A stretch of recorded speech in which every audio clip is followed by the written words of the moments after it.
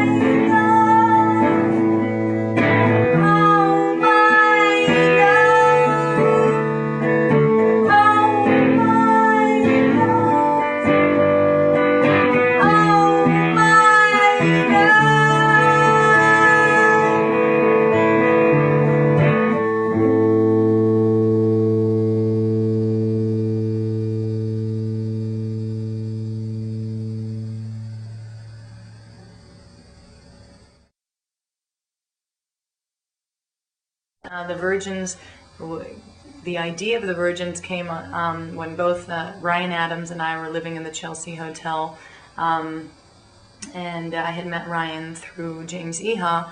James Iha had worked with Whiskeytown and was a big Ryan fan, and simultaneously I ran into Evan Dando, who I'm very old friends with and love his music, and I introduced Ryan and Evan to each other because they had never met, and they in fact reminded me a lot of each other. And one night sort of like brought them together in my my Chelsea apartment, and basically we came up, at 3 in the morning, thought, let's make a band together. Just go into James's studio, because James has this studio in New York City. Go into the studio for 10 days and make an album.